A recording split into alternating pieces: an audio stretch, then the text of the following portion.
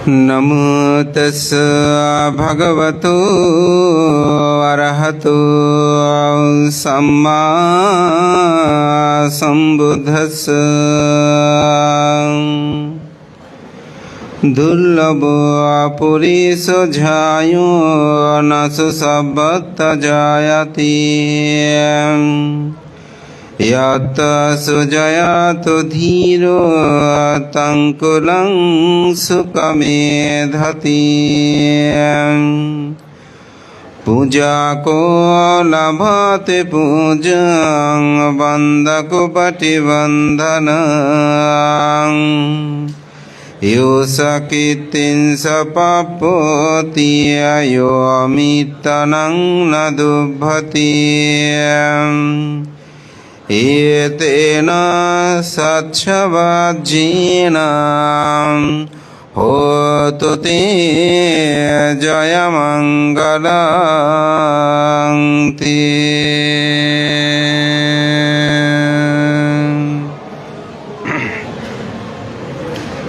ভারতীয় উপমহাদেশে বিনয়সম্মত থেরবাদ স্বধর্ম প্রচার প্রসারে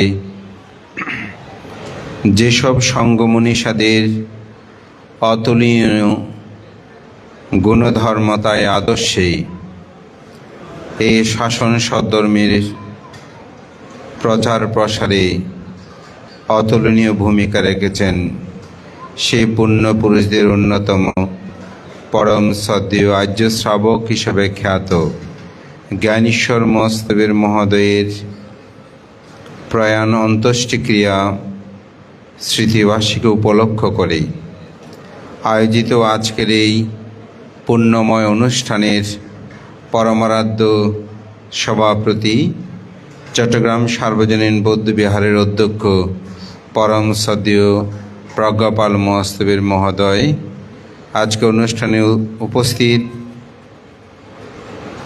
বাংলাদেশ সংঘাত ভিক্ষু মহাসভার সুযোগ্য সাংগঠনিক সম্পাদক পরম শ্রদ্ধেয় অধ্যাপক জ্ঞানরত্ন মহস্তবের মহোদয়, উদ্বোধক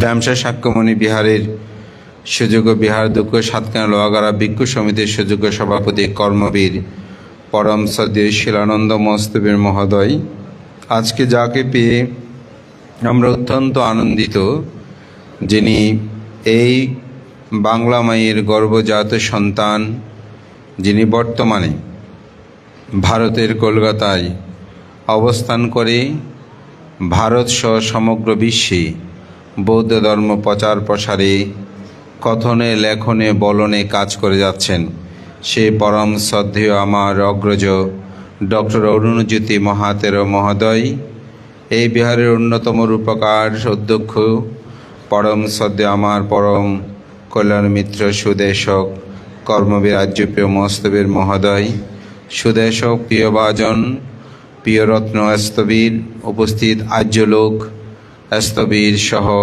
প্রমুখ মাননীয় মহান সংঘের প্রতি বিনম্র চিত্তে সদ্বর্গ বন্দনা নিবেদন করছি। আপনাদের সকলের প্রতি মৈত্রী চিত্তে পুণ্যদান ও আশীর্বাদ জ্ঞাপন করছি। বিনম্র সদ্বর্গ নিবেদন করছি আজকে যাকে স্মরণ করে সেই পুণ্যপুরুষের প্রতি, এবং আমার দেশনায় যাকে কৃতজ্ঞতার সাথে স্মরণ করতে হয়, এই বিহারের যিনি প্রতিষ্ঠাতা অধ্যক্ষ পরম শ্রদ্ধেয় কর্মবীর মাননীয় উপসংরাজ প্রয়াত সত্যপ্রিয় মহস্তবের মহোদয়। আমার পবিত্র ভিক্ষু জীবনের শুরু থেকেই শ্রদ্ধেয় বংশদেব মহস্তবীর, পরম শ্রদ্ধেয় পুণ্যচার মহস্তবীর, পরম শ্রদ্ধেয় আর্য শ্রাবক জ্ঞানীশ্বর মহস্তবীর সহ আরও বহু পুণ্যপুরুষকে জানার যে চেষ্টা, সেটা কিন্তু শ্রদ্ধেয় সত্যপ্রিয় ভান্তের হাত ধরে বলা যায়। তিনি প্রায় সময় এক একটা অনুষ্ঠান আয়োজন করতেন, এবং সে অনুষ্ঠানের মধ্যে কিন্তু কোনো বংশক্রমা বা গুরু পরম্পরা অথবা কুল ভাগাভাগি এগুলো ছিল না। ওনার যাকে যখন হয়তো মনে হতো, আমার মনে হয় যে তিনি তাকেই স্মরণ করে পোস্টারে একটা ছাবিয়ে কমিটি একটা করে ভান্তা আয়োজন করে ফেলতো এবং দেখা হলো বা সাংঘাটোর অনুষ্ঠান একখান আয়োজন করেছি তুই আইজে গই। এই হলো ভান্তের জীবনে গুরু পূজা। এবং সত্যিকার অর্থে যদি সে আয়োজন না হতো তাহলে আজকে যে পরম শ্রদ্ধেয় জ্ঞানেশ্বর মহাস্তবের সম্পর্কে অনেক অজানা বিষয়ে আমি জানতাম না, হয়তো আপনারাও জানতেন না। কেন ভান্তে? আপনারা যারা আমার দেশনা শোনেন হয়তো মাঝে মধ্যে হোক, দেখবেন আমি বৌদ্ধ ধর্ম দর্শনের অনেকগুলো বিষয়ে যখন যুক্তি দর্শন উপস্থাপনা করি তখন শ্রদ্ধেয় জ্ঞানেশ্বর ভান্তের জীবনাদর্শনের অনেক কথা কিন্তু আমি বলি। শুধু এটা যে এখানে বলি তা নয়, আমার দেশনার যেখানে এটা প্রয়োজন মনে করি ভান্তের জীবনাদর্শনটা কিন্তু আমি সেখানে উপস্থাপনা করি। আমার যখন জন্ম হয় তখন জ্ঞানেশ্বর মস্তের মধ্যে এই ধরাধামে তিনি ছিলেন না। সুতরাং তার সম্পর্কে আমার চলনে দেখনে উপলব্ধিতে করার মতন আমার সে পূর্ণ শক্তি ছিল না। কিন্তু পরম শ্রদ্ধেয় উপসংহার সত্যপ্রিয় মস্তবের মহোদয় তিনি এই অনুষ্ঠানগুলো আয়োজন করতেন বলে, বিশেষ করে ওনার সান্নিধ্যে থেকে যিনি সমগ্র বিশ্বে বরণ্য হয়েছেন সে দ্বাদশ সংঘরাজ পরম শ্রদ্ধেয় ডক্টর ধর্মসেন মস্তবের মহোদয় এই স্মৃতিবার্ষিকীতে জন্মোৎসবে আয়োজনে এসে তিনি তার গুরুর সান্নিধ্যে থাকা জীবন দর্শনের কথাগুলো তিনি বলতেন। আমরা তা মন দিয়ে শ্রবণ করতাম, ধারণ করার জন্য চেষ্টা করে যা ধারণ করেছি এখনও সেটা জীবনের আত্ম উপলব্ধি ভাবে এটা প্রচার প্রসারের জন্য চেষ্টা করি। সেজন্য পরম শ্রদ্ধেয় সত্যপ্রিয় মস্তবের মহোদয় একজন অসাধারণ গুণী পূজক ভিক্ষু ছিলেন এবং সে কারণে আমি বলবো তিনিও সেই পূজা লাভ করেছেন। বাংলাদেশের ইতিহাসে এই চট্টগ্রাম কলেজ মাঠে এত বড় বিশাল আয়োজনের মাধ্যমে তার যে অন্ত্যেষ্টিক্রিয়া এটি অতুলনীয় একটি অনুষ্ঠান। এটি করার সাহসও অনেকের মধ্যে আসেনি, যেহেতু সিকিউরিটি থেকে শুরু করে বিভিন্ন বিষয় চিন্তা করে। তা আমি সেদিক থেকে মনে করি শ্রদ্ধেয় ভান্তে গুরু পূজার ফল লাভ করেছেন। তার আশীর্বাদে আমাদের পরম শ্রদ্ধেয় আর্যপ্রিয় মস্তব মহোদয় আজকে এখানে দ্বিতল একটি পরিকল্পিত বিল্ডিং তিনি তৈরি করেছেন। তো আমরা বান্তেকে বলতাম, বান্তে আপনি এখানে এক টুকরো ওখানে এক টুকরো এগুলো কেন করেন? তো আসলে ভান্তেকে আমি প্রায় সময় বিভিন্ন বিষয়ে প্রশ্ন করতাম। ভান্ত আমাকে খুব স্নেহ করতো, যার কারণে আমি কথা বলার সাহসও পেতাম। অন্যান্যদের তো ভান্ত একটু হৈৎক্ষেত করে তো আমাকে সেরকম বলতো না, আমাকে ভান্ত মোটামুটি উত্তর দিতেন। তা আমি বলতাম ভান্তে এই কর্নার একটা ওই কর্নার একটা এগুলো একটা বৃত্তি দিয়ে করতেন। হয়তো বা তুই ন বুঝবে ইত্যাদি, তত বুঝিবার আরও বয়স লাগবে। তাই ভান্তে কেন ওদের এটার স্থাপনাগুলো দেওয়া মানে এই জায়গাটাকে সুরক্ষিত করা। পরবর্তীতে বুঝলাম আসলে ঠিক এটাকে সুরক্ষিত করেছে বলেই আজকে আর্যপ্রিয় ভান্তে আপনারা আমরা সবাই এই প্রতিষ্ঠানটা সুন্দরভাবে পরিকল্পিতভাবে করার জন্য সুযোগটা লাভ করেছি। শ্রদ্ধেয় ভান্তের প্রতি বন্দনা। আজকে তিনি যাকে স্মরণ করতেন, আর্যপ্রিয় ভান্তে আপনারাও যাকে স্মরণ করার জন্য আজকে এখানে উপস্থিত হয়েছেন সে পরম আচার্য আর্য শ্রাবক জ্ঞানেশ্বর মস্তবের মহোদয় এই শাসন সদ্যমের একটি অসাধারণ অতুলনীয় ধর্ম বিনয় প্রাজ্ঞতায় পারমাত্মিক জীবন চর্চার এক অনন্য নাম আর্য শ্রাবক জ্ঞানেশ্বর মস্তবের মহোদয়। তিনি পটিয়া থানার অন্তর্গত মুকুটনাইট গ্রামে 1887 সালে 20শে ডিসেম্বর তিনি জন্মগ্রহণ করেন। 1887 সাল বন্ধু। হ্যাঁ, ভান্তে কিছু বই আমি 20শে ডিসেম্বরও পেয়েছি। যাই হোক, হ্যাঁ, তো যাই হোক শ্রদ্ধেয় ভান্তে জন্মগ্রহণ করেন। তার পিতার নাম ছিল হরিরাজ বড়ুয়া এবং মাতার নাম ছিল তারা দেবী বড়ুয়া। তিনি জন্মগ্রহণের পর তার নাম রাখা হয় ললিতচন্দ্র বড়ুয়া। তিনি অত্যন্ত মেধা প্রখর সম্পন্ন মানুষ ছিলেন এবং তিনি রজনীকান্ত নামক এক শিক্ষকের কাছে তিনি কাব্য এবং ব্যাকরণ নিয়ে তিনি শাস্ত্রজ্ঞতা লাভ করেন।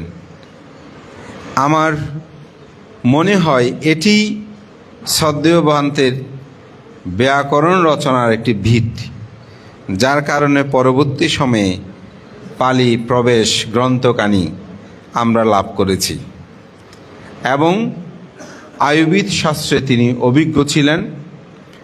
কথিত আছে তিনি আলী মুন্সির হাটে তিনি আয়ুর্বেদ শাস্ত্রে তিনি চিকিৎসা প্রদান করতেন। আমি অনেকবার অনেক জায়গায় সেটা বলেছিও যে তিনি একদিন আসার পথে এক চোরকে ধরে মারধর করার দৃশ্যপট দেখে তিনি চিন্তা করলেন একজন মানুষের জীবন জীবিকা নির্বাহ করার জন্য এই চুরি করতে গিয়ে এই ব্যক্তিটাকে এভাবে প্রহর হতে হলো, আঘাতপ্রাপ্ত হতে হলো। সুতরাং এই জীবন সংসার বড় দুঃখময়। তাই তিনি সংসার ছেড়ে দেওয়ার জন্য, সংসার থেকে গৃহী জীবন থেকে তিনি পবিত্র ভিক্ষু জীবনে চলে আসার জন্য সংকল্প হয়। কিন্তু তার পরিবার সেটা মানে না। ইতিমধ্যে তার জন্য পাত্রীও অনেকটা ঠিক করেছিলেন, কিন্তু তিনি বিবাহ বন্ধনে আবদ্ধ না হয়ে সেই পরম পুণ্যপুরুষ আচার্য পুণ্যচার ধর্মদারী চন্দ্রমোহন মহস্তবীরের প্রিয় শিষ্য জগৎচন্দ্র মহস্তবীরের কাছে সে ঐতিহাসিক ঠেগরপুনিতে সেখানে তিনি প্রব্রজ্য এবং উপসম্পদা গ্রহণ করেন। গ্রহণ করার পর আপনারা জানেন পটি অঞ্চলে পরম পুণ্যপুরুষ বিনয়াচার্য বংশধর মহস্তবীর এবং আর্যশ্রাবক জ্ঞানেশ্বর মহস্তবীর তাদের বন্ধুত্বপূর্ণ সম্পর্ক এটা সর্বজন বিদিত এবং তাদের মধ্যে এত আন্তরিকতা ছিল এগুলো বলার মতো নয়। বংশধর ভান্তের পরামর্শে তিনি 1909 সালেও উপসম্পদা নিয়েছিলেন, আবার 1910 সালে তিনি বার্মাতে গমন করেন। সেখানে গমন করে তিনি পরিশুদ্ধ ভিক্ষু জীবন যাপনের কথা চিন্তা করে সাগর মহস্তবীরের কাছে তিনি আবার নবভাবে উপসম্পদা গ্রহণ করেন। ধর্মচক্রে অর্থাৎ জীবনচক্রে তিনি সেখান থেকে আবার 1912 সালে তিনি শ্রীলঙ্কায় গমন করেন। শ্রীলঙ্কায় গিয়ে সেখানে ধর্ম বিনয় শিক্ষা করতে গিয়ে তিনি আবার তৎকালীন সময়ে বিখ্যাত বৌদ্ধ পণ্ডিত পাদুরামে উপসেন মহস্তবীরের কাছে তিনি আবার উপসম্পদা গ্রহণ করেন। তার আত্মজীবনী কথাতে তিনি এটি বলেছেন, এগুলো বারবার শুধু পবিত্র ভিক্ষু জীবনের বিশুদ্ধিতার জন্য তিনি যেখানেই বলেছেন সেখানে তার পূর্বের বর্ষাবাস এগুলো বিসর্জন দিয়ে তিনি আবার কিন্তু কি হয়েছেন, ভিক্ষু হয়েছেন। এটা কিন্তু সাধারণ কথা কিন্তু নয়, কারণ যখন আবার ভিক্ষু হতে যায় পূর্বের যে ওয়াগুলো ছিল এগুলো কিন্তু আর থাকে না। যেমন আমাদের মধ্যে অনেক ভান্তে আছেন, একটা নাম বলি, ছোট করার জন্য বলছি না। যেমন আমাদের আর্য মিত্র মহস্তবীর একজন ভান্তে আছেন, যিনি ধ্যান করেন ভান্তে। উনি কিন্তু আসলে একজন ভালো ভিক্ষু। ওনাকে আমরা অনেকেই হয়তো একটু চঞ্চলতায় অনেক সময় ভিন্নভাবে দেখি, কিন্তু এই ভিক্ষুর বেসিকটা খুব ভালো। বেসিক মানে একজন ভিক্ষুর আসল যে বিনয় ধর্মগুলো এগুলো কিন্তু উনি খুব সচেতন, আমি যতটুকু জানি দেখেছি। তো উনি বার্মাতে আমি ওনাকে বন্দনা করেছি অনেকবার, সদা এখন কদরপুরে আছেন, তবে ওখান থেকে উনি আবার কোথায় যাবেন, এখন আবার দক্ষিণ হাসিপুরে এসেছেন। তো যাই হোক, তো ভান্তে ওনাকে আমি নিজে বন্দনা করেছি। তো বন্দনা করার প্রায় 2-3 বছর তিনি আমার বন্দনা নিয়েছেন। এরপরে তিনি বার্মাতে গেলেন, বার্মাতে গিয়ে ওখানে তিনি আবার ভিক্ষু হয়ে আসলেন। তো ওখানে অবশ্যই উনি ইচ্ছাকৃত বিবিধ কারণে ছেড়েছেন। তো পরবর্তীতে এখন উনি আমার ছোট হয়ে গেছেন, এখন উনি আবার আমাকে বন্দনা করছেন। দেখেন, এটা কিন্তু কম ত্যাগ নয়, এটা একটা আমিত্ব ত্যাগ, এটা তো সাধারণ বিষয় নয়। এবং পরম সদ্য আর্য শ্রাবক জ্ঞানেশ্বর মহস্তবীর মধ্যে এটাও বলেছেন যে নিকায় মিলনের ক্ষেত্রে তিনি বলতে গিয়ে বলেছেন, যদি আবার পুনঃভাবে উপসম্পদা নিতে হয়, আমরা সবাই মিলে আবার নেব, তবুও যেন নিকায় মিলনটা হয়। অর্থাৎ তিনি চেয়েছেন বিশুদ্ধ জীবনাচরণ, শুধু ওয়া গণা বা বিজ্ঞ বসবাস গণার পক্ষে তিনি ছিলেন না। এটাই তার জীবন দর্শনে প্রতীয়মান হয়, যার কারণে তিনি 1909 সালে একবার বিজ্ঞ হলেন, 1910 সালে একবার বিজ্ঞ হলেন, আবার 1912 সালে বিজ্ঞ। এগুলো কিন্তু কাপড়টা হয়তো তিনি ত্যাগ করে আবার উপসম্পদা নিয়েছেন। এই যে ছেড়ে যে মাঝখানে নেই, কোথায় গিয়েছেন, মাসখানিক ঘুরেছেন, সেরকম না। বিশুদ্ধ জীবনাচরণের জন্য সদ্যপান্তেরই করেছেন। এবং পরবর্তীতে 1915 এবং 16 সালের দিকে তিনি স্বদেশে চলে আসেন, এবং চলে আসার পর 1919 সালে তিনি উলাইলপোলা রঙ্কারাম বিহারের বিহারাধ্যক্ষ পদে বরিত হয়ে আমৃত্যুকাল তিনি, অর্থাৎ 1974 সালের 28 অক্টোবর পর্যন্ত তিনি উলাইলপোলা রঙ্কারাম বিহারের বিহারাধ্যক্ষ পদে সমাসীন ছিলেন। সেই পরম সদ্যভান্তের জীবনাদর্শন এটি আসলে বলে বর্ণনা করে শেষ করা যাবে না। তিনি 1935-36 সালটা ছিল তার কাছে এক অবিস্মরণীয় জীবনাদর্শন। এই সময়ে তিনি আত্মমুক্তির জন্য তিনি বার্মায় গমন করেছিলেন। সেখানে এক পুণ্যপুরুষের সাথে তার দেখা হয়।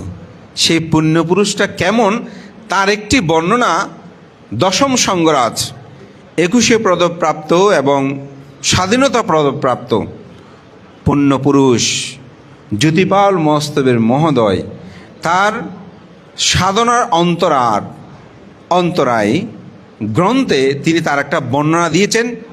জ্ঞানেশ্বর মহস্তবের সাথে 1935-36 সালে যার দেখা হয়েছিল তার সম্পর্কে আমি বর্ণনাটা একটু কোট দিতে চাই। তিনি বলছেন, আমি নতুন প্রব্রজিত হলাম। গুরুদেব আমাকে নির্দেশ দিলেন, তোমাকে গুমন মর্দন যেতে হবে। আমি কখনো যাইনি সেথায়, আমার কাছে খুব অপরিচিত। বর্ষায় চারিদিকে প্লবিত বন্যায় একজন শান্ত ধান্ত বলনে কথনে চলনে যেন এক পুণ্যপুরুষ আমাকে সাথে করে নিয়ে যাচ্ছে। আমি তখনও উপলব্ধি করতে পারিনি ইনি সেই রাজেন্দ্রলাল মোর্শেদ্দি। তিনি আমাকে তার বিহারে নিয়ে গেলেন। পরে যখন জানতে পারলাম আমার গুরুদেব আমাকে যার হাতেই তুলে দিয়েছিলেন তিনি বিখ্যাত সেই রাজেন্দ্রলাল মোর্শেদ্দি, যিনি আর্য শ্রাবক হিসাবে খ্যাত। এটি সদ্য জ্যোতিপাল ভান্তে তার একটি লেখনীতে লিখেছেন। সেই পুণ্যপুরুষের সাথে 1935 এবং 36 সালে দেখা হয় আর্য শ্রাবক জ্ঞানেশ্বর মহস্তবের মহোদয়ের সাথে। সে বার্মায় তার সাথে ধ্যানের কর্মস্থান গ্রহণ করে যখন তিনি তার লক্ষ্য বস্তুতে পড়ছিলেন না, তখন তিনি বলছেন যে রাজেন্দ্র মোর্শেদ্দি বাবু, আমি তো এত চেষ্টা করছি কিন্তু আমার পথ তো আমি শেষ করতে পারছি না। বলে, এত কামনা বাসনা থাকলে আপনি কিভাবে লক্ষ্য বস্তুতে পৌঁছবেন? তখন তিনি বলছেন, আমি 3 বার বিজ্ঞ হলাম, বিবাহ ঠিকঠাক হওয়ার সময় সেগুলো ছেড়ে আসলাম। আমি লব্ধ প্রতিষ্ঠিত আয়ুর্বেদী, বাড়িঘর সংসার অত্যবিত্ত প্রাতিদ সব ছেড়ে আসলাম। আমি বলে এখনও কামনা বাসনা ত্যাগ করতে পারি, এটা কি বলে? শুধু এটুকু বলেছেন। তিনি আস্তে আস্তে নিজেকে ভাবতে ভাবতে সেটা খুঁজে বের করলেন। কি পেলেন? তিনি প্রায় সময় ভাবতেন, আমার বিদর্শন শিক্ষা যদি শেষ হয় আমি বাংলাদেশে গিয়ে একটি বিশাল বড় বিদর্শন ভাবনা কেন্দ্র প্রতিষ্ঠা করব, সেখানে সবাইকে বিদর্শন ভাবনা দেব, আমি একজন বড় বিদর্শন আচার্য হব। দেখেন, এটা আপনারা শুনলে বলবেন যে খুব ভালো চিন্তা করতেছে বানতে, এ কথা বলবেন না। আপনারা তো সবাই বলবেন যে এটা তো ভালো চিন্তা, এটা খুব ভালো কথা বানতে বলতেছে। বানতে আমি যদি এটা আপনাদেরকে বলি আমার এরকম চিন্তা আছে, আপনারা কি বানতে কোনো চিন্তা করবেন না? আপনি তাড়াতাড়ি বিদেশন শিক্ষা শেষ করে আসেন, আমি বানতে পিলার একটা দেব, আমি 50 বছর দেবো, সেই ভাবনা কেন্দ্র হয়ে যাবে। বলবেন না, খুশি হবেন না? কিন্তু আর্য শ্রাবক জ্ঞানীশ্বর মস্তে বলছেন আপনি সেই কামনা বাসনা ত্যাগ করতে। এটাই হচ্ছে কি কামনা, এটাই হচ্ছে কি বাসনা, এটাই হচ্ছে আসক্তি, এটাই হচ্ছে সংস্কার, এটাই হচ্ছে স্পৃহা। তিনি সংকল্প নিলেন না আমি বিদর্শনাচার্য হতে চাই না, আমি এরকম দলে দলে ভাবনও দিব না। তখন জীবনে তিনি নিমগ্ন হলেন। তিনি কি হয়েছেন সেটা আমরা জানি না, তবে তার অনেক অলৌকিক আমিত্বহীন জীবন, তার ত্যাগময় চিত্ত চেতনা প্রতীয়মান করে তিনি সেই সময় হয়তো তার লক্ষ্যবস্তুতে তিনি পৌঁছেছিলেন। কেন বলছি? যারা এইসব লাভ করে তারা প্রচার করতে চায় না। এই মঞ্চে আমি এখানে অনেক কথা বলছি, এই মঞ্চে থেকে শোনা শ্রদ্ধেয় দ্বাদশ সংঘরাজ ধর্মসেন মস্তবীর মহোদয়, তিনি একদিন এখানে ধর্মদেশনে বলছেন, আমি যখন বললাম আমার গুরু এখন ধর্মদেশনা করবেন আর্য শ্রাবক জ্ঞানীশ্বর মস্তবীর মহোদয়, তো ভান্তে স্পিকার না আবার বলছে, তোমাকে আমি বলেছি আমি আর্য শ্রাবক যে। তো উনি তো থর থর কাঁপছেন, বলে যে আর জীবনে আমি বলি নেই আমার গুরু আর্য শ্রাবক, মরার পরে বলতে পারছি। তাহলে চিন্তা করে দেখেন তিনি কোন অন্তলোকের মানুষ ছিলেন। এই পরম পুণ্য পুরুষ, তিনি পূর্ণচার পালিটোল প্রতিষ্ঠা করেছেন।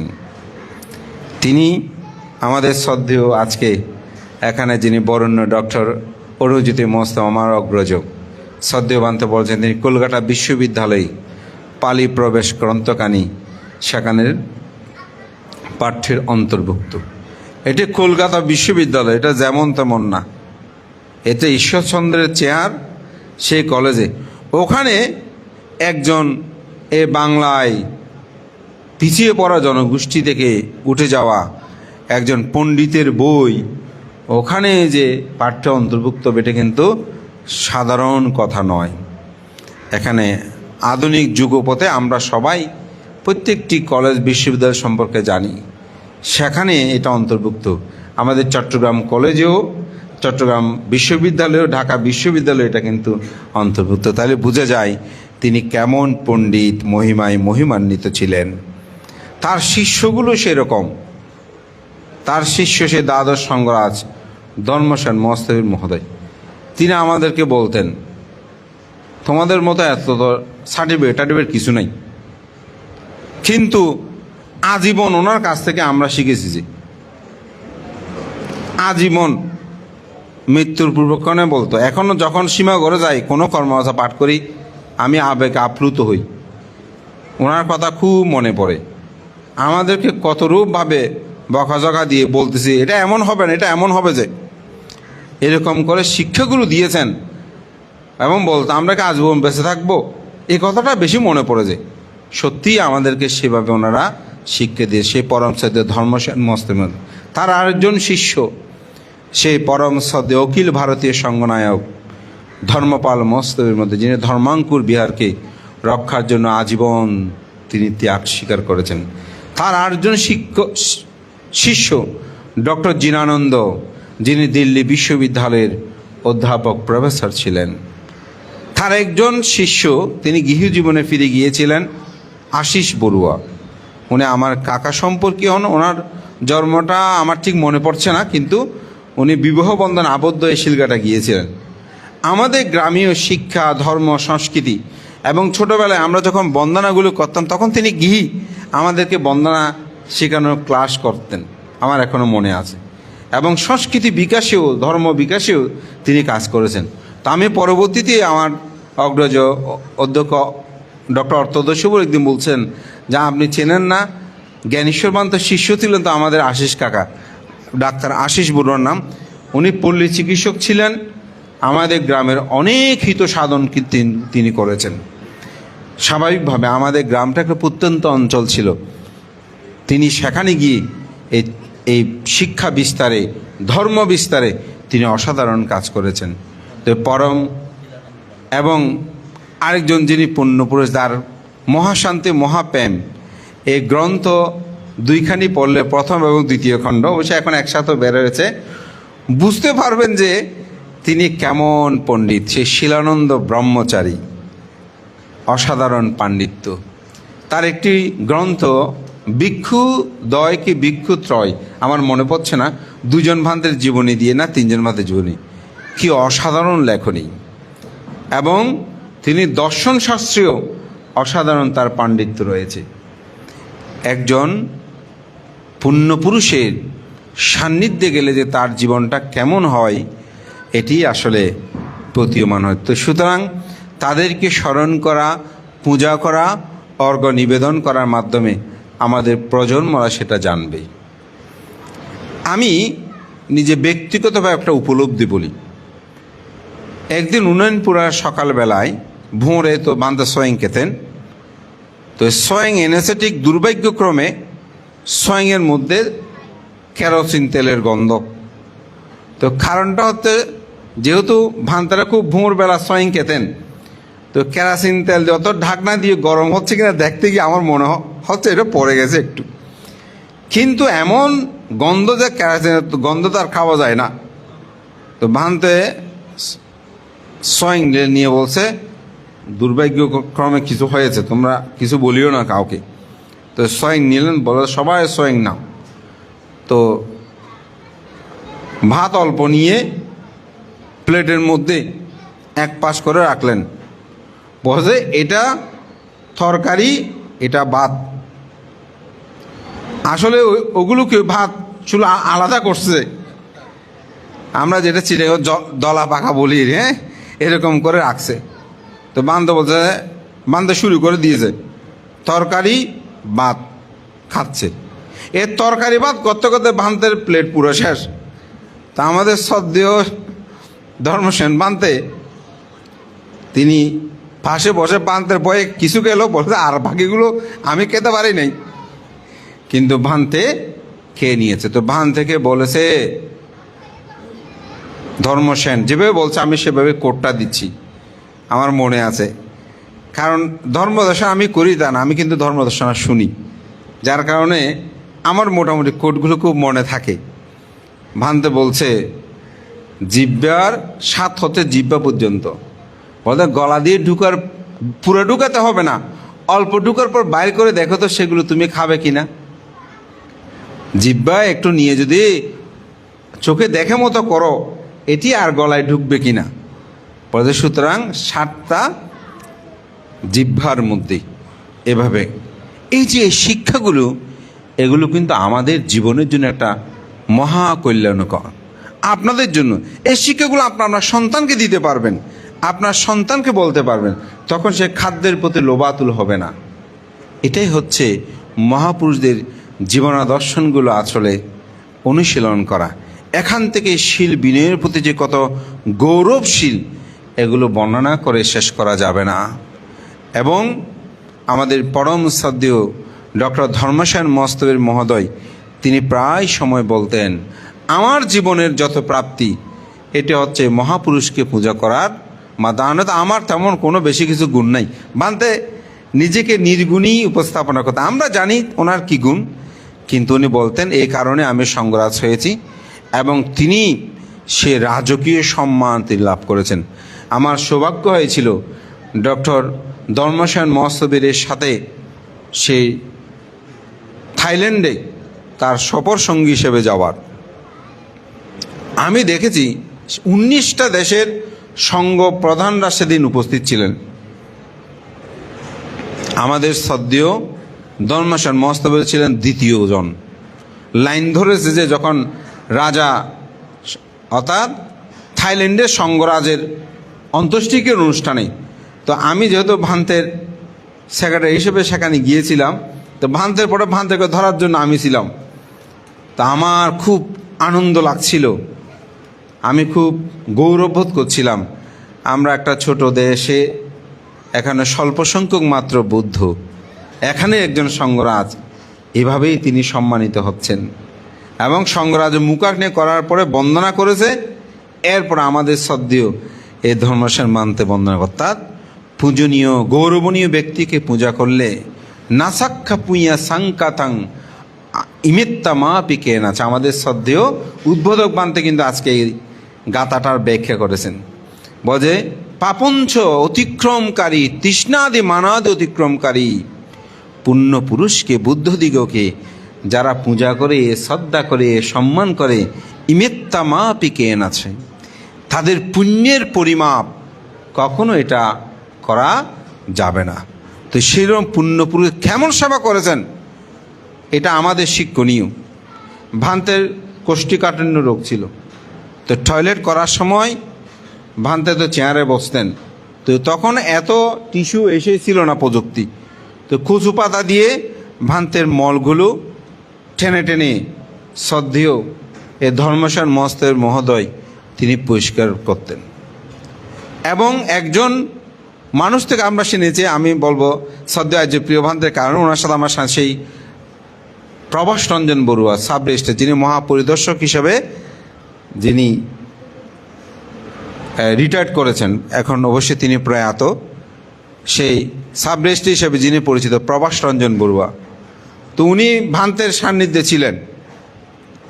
তো বলতো যে ভান্তে আপনারা কী সেবা করেছেন? বলে যে ভান্তে যখন টয়লেট করতো কচু পাতা দিয়ে ভান্তের মলগুলো টেনে টেনে নিত। পায়খানা করতেছে উনি, বলতেছে ধর্মসেন আর পায়খানা হইয়ে না, পায়খানা করতেছে জ্ঞানেশ্বর ভান্তে, জিজ্ঞাসা করতেছে ধর্মসেন ভান্তে আমার পায়খানা হয়েছে কিনা। বলতে ভান্তে আপনারা কী করেন?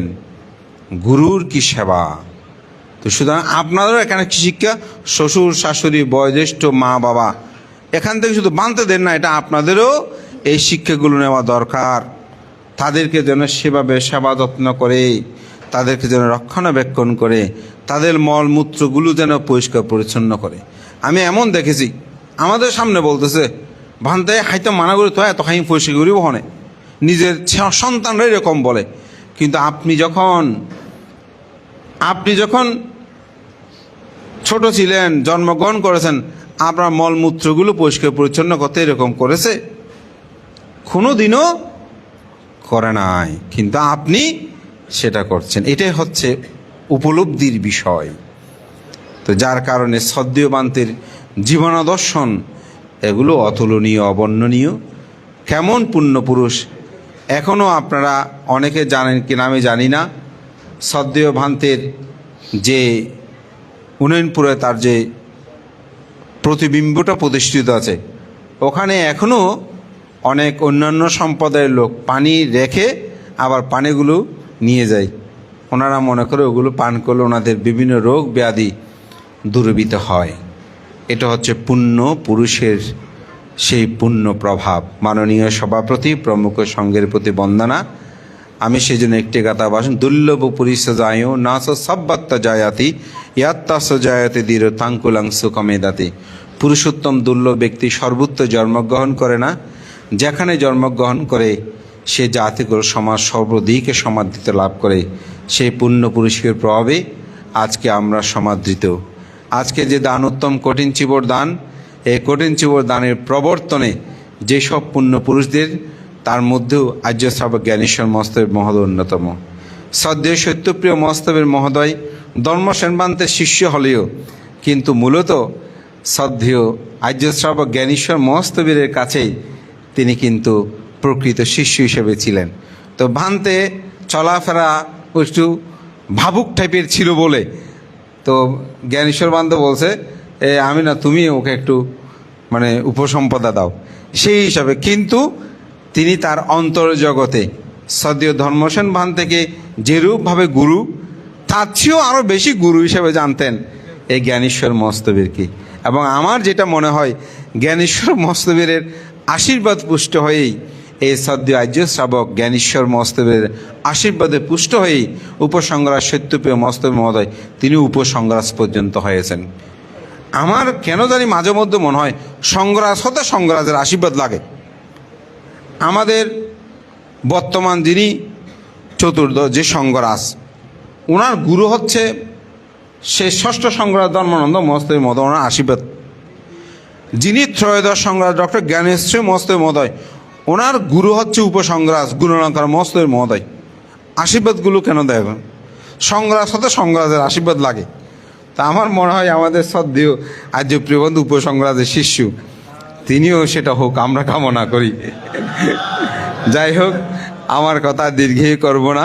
পূজা কো লাভাতে পূজা বন্দা কো পাটি বন্দানা ইউ সাকিত তিনসা পাপ্পতি ও মিথ্যানাং নাদুভাতি। যারা পূজনীয় ব্যক্তির পূজা করে, গৌরব করে, সম্মান করে, প্রত্যুত্থান করে, তারা প্রতি পূজা প্রতি সম্মান লাভ করে। তো আমি যখন এখানে বসবাসের স্বয়ং গ্রহণ করছিলাম, তখন বলছিলাম যে আর্যপ্রিয় ভান্তে তার গুরুর আদর্শগুলোকে এখনও ধরে রেখেছে। এটাকে আমি সাধুবাদ জানাই, ভান্তে নিরোগ দীর্ঘজীবন কামনা করি। ভান্তে যে কাজটা ধরে সেটা শেষ করে, তো সেজন্য ভান্তে এই বিল্ডিংয়ের কাছে শুরু করেছেন। আপনারা সবাই এগিয়ে আসবেন, এটা আমায় বলবো। আমাদের আজকে দোলনবাবু একটা কথা বলেছেন, এই বিহারটা আসলে আমাদের কারো না, এটা সমগ্র বৌদ্ধ জাতির। দায়ক বৃক্ষ আমাদের উভয়ের সমন্বয় সাধনে এই বিহারের আজকের এই নান্দনিকতা। বান্তের নেতৃত্ব কাজ করছেন। এই পর্যন্ত যত সবাই আসে, আমি করেছি এই কথাটা বান্তে বললো না, বলছে আপনারাই করেছেন, আমাকে সহযোগিতা করে আমার পক্ষে করা সম্ভব হয়েছে। এটাই আসলে আমাদের সবার প্রত্যাশা, এটার দ্বারাই সব কিছু হয়। তো শ্রদ্ধেয় সভাপতি প্রমুখ সঙ্গের প্রতি বন্দনা জানিয়ে আপনাদের সকলের কাছে আহ্বান জানিয়ে সেই পরম পুণ্যপুরুষ জ্ঞানেশ্বর মহোদয়ের স্মৃতির প্রতি বিনম্র শ্রদ্ধা অর্ঘ্য বন্দনা পুণ্য নিবেদন করে আপনাদের